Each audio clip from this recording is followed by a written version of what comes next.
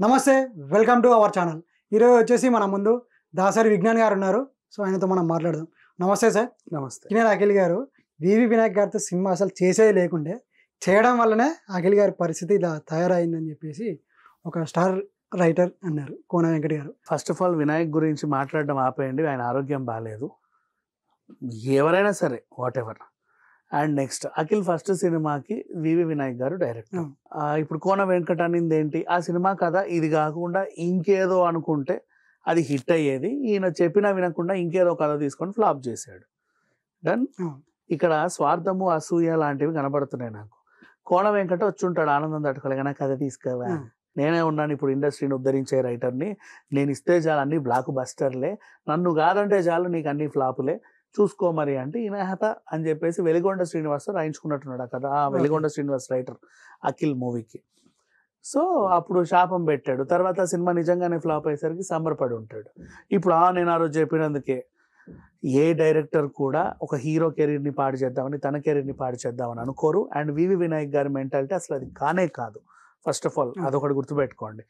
And ఆ సినిమాకి అఖిల్ అని టైటిల్ ఎందుకు పెట్టారు చెప్పు? ఏమో అతని పేరు మీద ఎగ్జాక్ట్లీ. ఎందుకు అంటే అక్కినేని అఖిల్ అనే ఆయన సిసింద్రిగా అందరికి పరిచయం. ఆ జనరేషన్ మొత్తం అందరికి 90s కిడ్స్ అందరికి కూడా సిసింద్రి మొహం చూసి అరే సిసింద్రి, అరే సిసింద్రి, పెరిగిన సిసింద్రి. ఒకనొక సినిమాలో బ్రహ్మానందం కూడా అక్కినేని నాగేశ్వరరావుని మాట్లాడుతున్నానని మిమిక్రీ చేసి, మీ కొడుకు నాగార్జున ఏడు సార్ అంటే సిసింద్రితో ఆడుకుంటున్నాడు అని చెప్పాడు. ఆ పేరు సిసింద్రి అని ఫిక్స్ అయిపోయి, సో ఇతని పేరు సిసింద్రి మర్చిపోతారేమో అనేసి మర్చిపోతారు చిచ్చి, అట్లా కూడా కాదు. ఇతని పేరు సిసింద్రి కాదు, అక్కినేని అఖిల్ అనే పేరు కూడా జనాల్లో గట్టిగా గుర్తుండాలని ఫస్ట్ సినిమా పేరు అఖిల్ అనే పెట్టారు. అది వినాయక్ గారి ఇది డైరెక్షన్.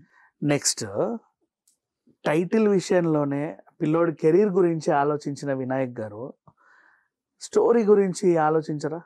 ఆయన కెరీర్ ని పాడు చేయాలనుకుంటాడా? ఆ అఖిల్ సినిమాలో కూడా అక్కినేని అనేది పాట కూడా ఉంది. నెక్స్ట్ నాగార్జున వాళ్ళ అబ్బాయి అరంగేట్ర అని నన్ను ఎత్తి మీద వేస్తే దాన్ని పాడు చేయాలని ఎందుకు అనుకుంటాడు?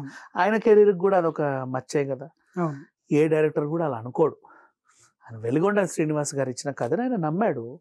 ఆ ఫార్ములా జనాలకు ఎందుకో ఏదో రొటీన్ అనిపించింది, అంతే, అంతకు మించి ఏమీ లేదు. కొన్ని సినిమాలు రొటీన్ అయినా హిట్ అవుతాయి, కొన్ని సినిమాలు రొటీన్ అయినా సరే ఫ్లాప్ అవుతాయి. ఎలాంటి సినిమాలు అంటే ఇప్పుడు రెడీ డి లాంటి సినిమాలు ఉన్నాయి. అమ్మాయిని హీరో హీరోయిన్లు ప్రేమించుకోవడం, తర్వాత వాళ్ళకు ఊర్లో ఏదో పెద్ద బ్యాక్గ్రౌండ్ ఉందని తెలియడం, వాళ్ళందరినీ కన్విన్స్ చేసి పెళ్లి చేసుకోవడం, వాళ్ళందరినీ కన్విన్స్ చేసే క్రమంలో డిస్టర్బ్ చేయడానికి బ్రహ్మానందం లాంటి క్యారెక్టర్ తిరగడం, అలా అలా అలా అలా అలా ఎండ్ అవుతూ ఉంటాయి. లాస్ట్ కలుసుకుంటారు. అట్లా ఎన్నో సినిమాలు చాలా బోల్డ్ అన్ని వచ్చాయి. అన్ని ఫార్ములాలు హిట్ అయ్యాయి, కొన్ని ఫ్లాప్ అయ్యాయి. హారర్ కామెడీ అన్ని ఫార్ములాలు హిట్ అయ్యాయి, కొన్ని ఫ్లాప్ అయ్యాయి. ఇలా ఉంటాయి కొన్ని జోనర్స్. సో ఆ రకంగా వినాయక్ ఎంచుకున్న ఫార్ములా ఆయన షూటింగ్ స్టార్ట్ చేసినప్పుడు విన్నప్పుడు బాగానే ఉండే. సినిమా రిలీజ్ అయిన టైంలో కొంతమందికి కొంచెం రొటీన్ అనిపించింది. ఆ సినిమాలో ఉంది, ఈ సినిమాలో అంతే, అంతకు మించి ఏం లేదు. అదేదో కొంచెం సరిగ్గా ఆడలా. అయితే ఇప్పుడు ఏంటి దానివల్ల ప్రాబ్లం? నెక్స్ట్ ఇంకో సినిమా ఆడుద్ది, అంతే. ఇప్పుడు ఈయన అనుకున్న పద్ధతి ఏంటి, అప్పుడే కనుక కొత్త మంచి సినిమా ఇచ్చుంటే, ఏదో కోన వెంకట కథే ఇచ్చుంటే, అప్పుడు మొత్తం ఇండస్ట్రీ మొత్తం ఈయన కథల మీదే బతికేది అన్నట్టుగా ఇచ్చుంటే అది పెద్ద బ్లాక్ బస్టర్ హిట్ అయిపోయి, ఆ తర్వాత అఖిల్ కెరీర్ ఇంక ఈ రోజు హాలీవుడ్లో ఉండేది. వెలిగొండ శ్రీనివాస్ కథ తీసుకున్నందుకే ఈరోజు అఖిల్ కెరీర్ లాగిందని మాట్లాడకూడదు. నీ స్టోరీ నేను నచ్చితే తీసుకుంటాడు, లేకపోతే లేదు.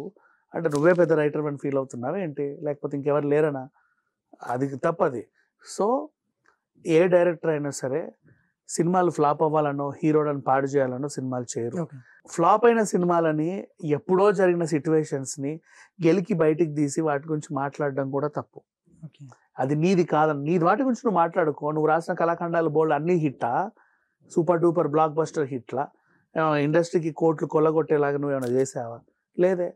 నువ్వు రాసిన వాటిలో కూడా ఉంటాయి ఎత్తులు పల్లాలు, మనం చూసుకోవాలి. ఆ ఎత్తులని వచ్చినప్పుడు ఎగిరి పడి, పల్లంలో ఉన్నప్పుడు అయ్యో అని కుంగిపోయి బ్రతకూడదు మనిషి అన్నప్పుడు. అన్ని ఈక్వల్గా ఉండాలి. ఇప్పుడు వినాయక్ గారు మెంటాలిటీ ఎంత పాజిటివ్గా ఉంటే, ఆయన హీరోగా పెట్టి దిల్ రాజు సినిమా తీస్తాడు, సీనయ్య అని. పాప అది ఆగిపోయిందిలే ఏదో చిన్న కారణాల వల్ల, వాట్ ఎవర్, బట్ అనౌన్స్ చేశారు ఓ లుక్లో ఆయన్ని. ఇండస్ట్రీ అంతా గౌరవిస్తుంది వినాయక్ని. బేసిక్గా చెప్పాలంటే ఎట్లాంటి ఎలిగేషన్స్ నమ్మొద్దు. ప్రజెంట్ ఆయన హెల్త్ బాగాలేదు, ఈ టైంలో పిచ్చి పిచ్చి వాగుడులు ఎవరు వాగొద్దు. అలాగే కోన వెంకట గారు ఇంకో మాట కూడా అన్నారు. ఏమన్నారంటే అఖిల్ గారికి ఇప్పటివరకు తీసిన సినిమాలో ఒక్క హిట్ లేదు, మరి ఫ్యూచర్లో కూడా ఉంటాయో ఉండయో అన్నట్టు కూడా మాట్లాడారు. నువ్వు మానే రాయడం, హిట్లు అవుతాయి, ఇండస్ట్రీ బాగుపడుద్ది, బెటర్. అంతమించి ఇంకేం చెప్పలేం. మనుషులకు శాపాలు పెడతారా ఎవరైనా? నిజంగా అన్నాడు అలాగే. అదే అన్నారు. మరి అలా అంటే నాకైతే నచ్చవు ఇట్లాంటి చెత్త. ఇంకెప్పుడు చెప్ప మాకు. మనుషులు మాట్లాడే మాటలు కాదు ఇవి. ఇంకెప్పుడు హిట్ రాదంటే ఏంటది? అరే నువ్వు శాపాలు పెడుతున్నట్టు. వస్తుందో రాదని క్వశ్చన్ మార్క్ పెడుతున్నారు. అయితే మన అక్కినేని కుటుంబము కొత్త కొత్త వాళ్ళకి అవకాశాలు ఇచ్చి బోల్డ్ ఎంతమంది సినిమాల నుంచి ఎంతో మందికి అవకాశాలు ఇచ్చేది. మరి వాళ్ళ ఇంటి పిల్లల కెరీర్లు అలా ఉన్నాయంటే ఏదో ఒక రోజు మంచి సినిమా వస్తాయి. ఇప్పుడు తండేలతో ఆ పిల్లోడికి హిట్ పడినా అంతే, ఓ మంచి హిట్ పడుద్ది. అప్పుడు మాట్లాడుకుంటారా ఈ నోర్లన్నీ? ఎక్కడ పెట్టుకుంటారో తలకాయలు?